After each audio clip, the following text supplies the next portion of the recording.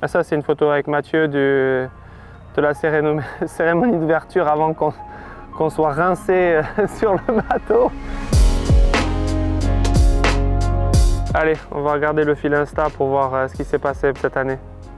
Ah, ça c'est Puerto Rico, qui était un de mes premiers bons résultats de la saison.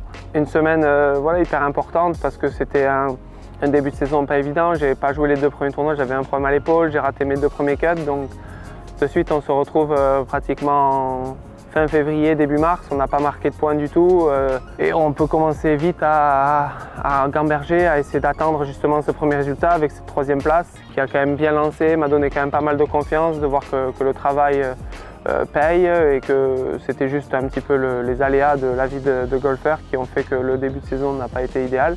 On a beau parler beaucoup de process, d'entraînement, mais on est malheureusement jugé sur nos résultats et si les résultats ne viennent pas, il y a des questions qui sont posées, que ce soit par vous, les médias, par le staff, par tout le monde, même nous, à nous-mêmes. Donc c'est important de performer, de mettre des points au compteur. Maintenant, si je dois revenir sur ce tournoi, j'ai fait un très bon dimanche. Je ne savais pas forcément que le putt au 18 était en fait un putt pour aller en play-off. Est-ce que ça aurait changé les choses si je le savais? Je ne sais pas. Mais dans l'ensemble, une super semaine, une très bonne rampe de lancement pour ma saison de 2024. Ah, ça c'est une photo de la maison. Une photo de la vie aux Bahamas depuis décembre, qui a été un choix personnel et familial, entre guillemets, qui nous a permis d'être dans un environnement exceptionnel. Avec un calendrier hyper condensé sur le PGA Tour, on passe quand même pas tant de temps que ça à la maison, donc c'était plutôt essayer de retrouver cette petite oasis calme dans ces semaines off et sortir un petit peu du cirque du PGA Tour avec tout ce qui vient avec, le monde, l'attention médiatique, les résultats, la pression de performer.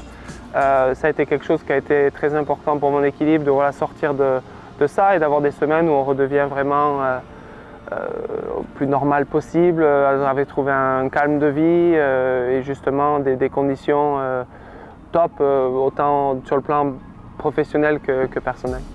Ça, c'est le Canada.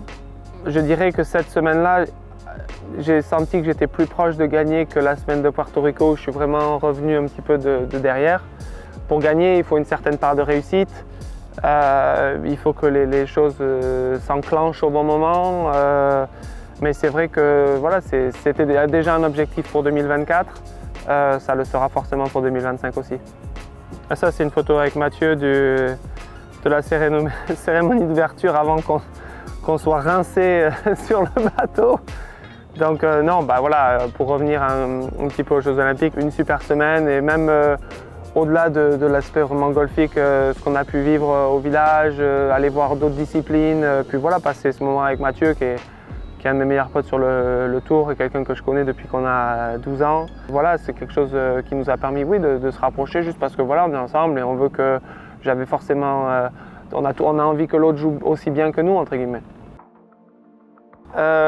Top 70 de la FedEx, qui était le dernier tournoi qualificatif au Wyndham où j'ai fait plutôt une bonne semaine pour juste me qualifier, donc forcément sur une première saison, top de finir malheureusement à Memphis, mais en même temps avec un début de saison qui n'a pas été si terrible que ça, de quand même arriver au playoff, c'était plutôt une belle première saison. Forcément, le vrai objectif, c'était le top 50 pour tous les avantages qu'il y a pour la saison d'après avec les tournois signature, ce qui ne s'est pas passé, mais ça reste je dirais B- pour une saison PGA Tour.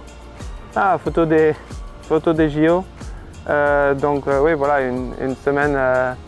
Une semaine exceptionnelle pour moi avec tout ce que ça a compris. Le village, on a passé un peu de temps, le public français qui a soutenu Mathieu et moi pendant 4 jours. Forcément, l'engouement qui s'est passé sur le retour le dimanche avec une série de birdies qui m'a mis dans une position où ça a donné peut-être l'espoir au public que peut-être une médaille allait être acquise. Ça a été top et c'est la meilleure, plus mauvaise 4e place de ma carrière parce que c'est probablement l'un des seuls tournois où il n'y a que les 3 premières places qui étaient vraiment récompensées.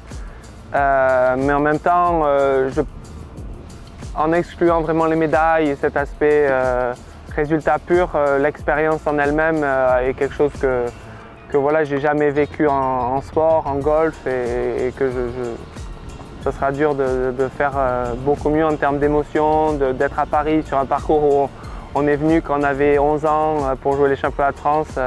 Je peux revoir où tout était il y a 2-3 mois pendant les Jeux Olympiques, donc ça fait même, ouais, c'est bizarre de revenir sur un parcours où on était il n'y a pas si longtemps avec autant de personnes et les émotions que j'ai eu la chance de vivre cette semaine-là.